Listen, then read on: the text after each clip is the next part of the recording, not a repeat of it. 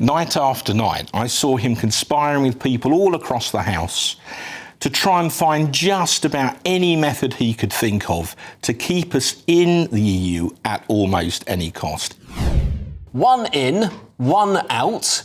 One shake it all about? Well, Downing Street is reportedly considering a new youth mobility scheme with the EU, which would allow thousands of young Brits to work and study across Europe and Europeans to come and work and study in the UK. You got a little laugh from me, at least. Yes, yesterday, Sir Keir Starmer greeted his supposedly good friend, President of the European Commission, Ursula von der Leyen. The Prime Minister said he was really pleased to have reset EU relations. How likely is the reported recent development, how likely is it to spark a backlash from Brexiteers? Well, joining us now is the Shadow Defence Minister, Mark Francois. Mark, there's a lot to cover here. There are negotiations going on practically every sector. But what on earth is the UK and the EU negotiating towards for this big summit next month? Right, here's what is going on. There's going to be this so-called reset with the EU, and this will be formalised at a UK-EU summit in London on the 19th of May, so a little under a month from now. And I'm going to make you a prediction live on air. Oh, risky business. I know, and if I'm wrong, I'll come on afterwards and I'll eat humble pie. But I don't think I am. So here's what's going to happen. I saw Starmer night after night, week after week, when we had the battles over Brexit in the House of Commons, endlessly calling for a second referendum because he couldn't abide the result of the first one.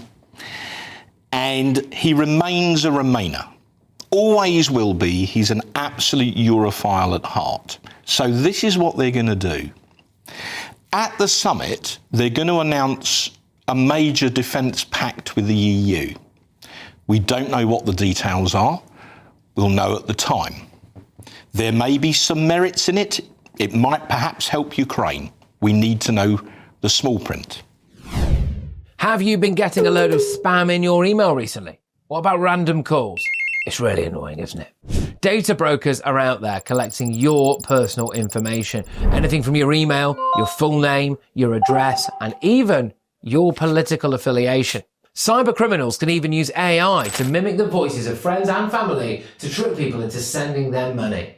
And it gets even worse. People out there are getting huge loans taken out in their names without even knowing about it. But don't worry, because the sponsor of this video, Incogni, can help. They reach out to the data brokers on your behalf and request that your information is removed from their databases. Incogni continues to make sure that your data is removed automatically from the internet via repeated removal requests. So, how can you get started? Well, step one, hit the link in the description, create an Incogni account and tell us whose data you'd like removed. Step two, grant Incogni the right to work on your behalf. Step three, sit back, relax and watch Incogni work. They will update consistently so you know when your data has been removed. Incogni is risk-free for 30 days, so you can try it for yourself and you'll get a free refund if the service isn't for you. So take back your personal data today with Incogni. Use the code GBNews using the link in the description below and you'll get 60% off an annual payment plan. But while they're doing that, they will surrender on our fishing rights, and they will also take up EU rules in certain areas like veterinary science and others in a process that's known as dynamic alignment, which is a fancy phrase, but it basically means if they introduce a new rule, we amend our rules to comply with their rules. So we become a rule taker. We would automatically follow the rules of the EU, even though we're not in it anymore. And in certain circumstances, the European Court of Justice would be the final arbiter of those rules. So they will use defence at the summit as camouflage, as a smokescreen for a major surrender to the EU on fish and on the fact that we become a rule taker in certain areas of law, overseen by the European Court of Justice. And that is a step on the road to taking us back in, which is what Starmer has always wanted to do from the day he became Prime Minister. In fact, before that. That's my prediction. Let's see if I'm right. Well, that would be quite something. Now, Keir Starmer has been criticised for quite a long time for U-turning on various things, not least what a woman is. This would be quite a U-turn. This would be one of the biggest ones, surely. He's denied always that he wants to return in any way to the European Union, has he not? Look, I sat in Parliament night after night. I saw him conspiring with people all across the House to try and find just about any method he could think of to keep us in the EU at almost any cost. In the end, didn't work.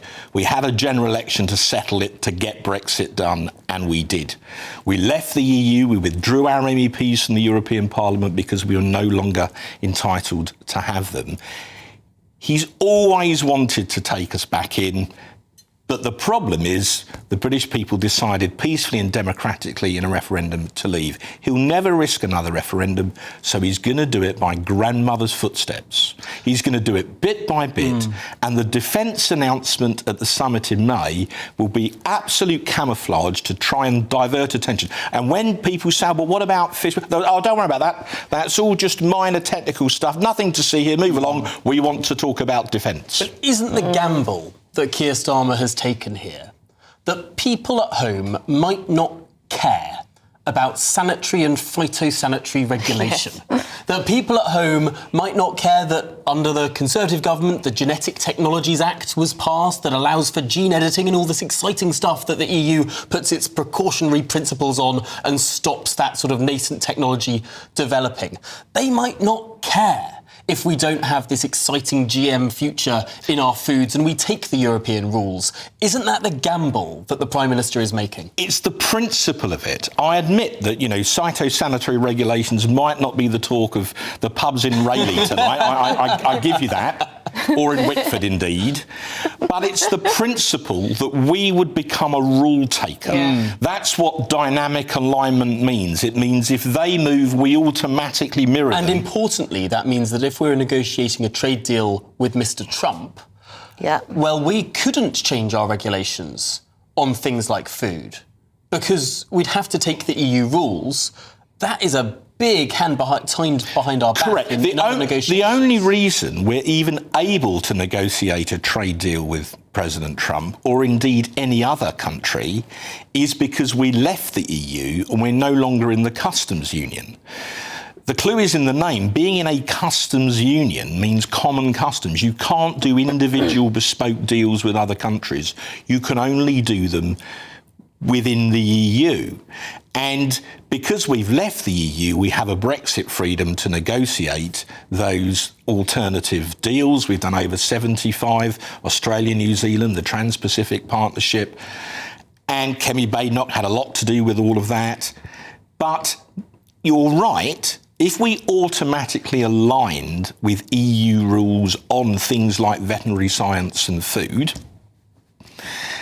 then that might mean we couldn't do a trade deal with other countries that wanted to sell us some products in those fields. And people may not care too much about these veterinary standards and sanitary standards and all of this. But one thing that they will care about is what appears to be a backdoor method to open borders, or could be portrayed as such. But these types of mobility schemes. The principle is, what was the point of having a referendum? To leave the European Union, which we democratically decided to do as a country, whether Keir Starmer likes it or doesn't, he lost. So what was the point of going through all that if we're now going to sign up and become an EU rule taker again? What was the point? So there, I'm afraid, and that wouldn't just apply to Northern Ireland, by the way, that would apply across the whole of the United Kingdom. And I suppose we talk about food in the abstract, but this could relate to things that people really care about. Animal welfare, the live export of animals, halal slaughter. All of these issues could then be governed by Brussels rather than Westminster. Well, OK, I haven't had many constituents who said to me in the 24 years I've been an MP, I'm really worried about phytosanitary checks. But I think you find food is an issue that most of us have a view on. So if it's going to affect the food we eat, I think people will be concerned. But I come back again, at the risk of hammering the nail to split the wood, I come back again to the fact they are going to use this big defence announcement to totally smokescreen all the rest of it, and then whenever anybody asks, be it politicians or journalists, they're going to go, oh, nothing to see here, move along, oh, that's all just in the small print. Well, Mark Francois, you put across a strong case. We'll see you on the 19th of May, perhaps, to see if what you predict let's wait till the summit's finished. Let's call it the 22nd or but yeah, I'll be back. OK, 22nd, 23rd, sometime around there. We'll see you in May. We'll see you in May, yes. Late May, possibly. Thank you, Shadow Defence Minister Mark Francois there. What do you make of that? Let us know. gbnews.com/your say. Do you think Keir Starmer and co are going to use this defence summit with the EU to bring us closer to the European Union, to make us rule takers once again?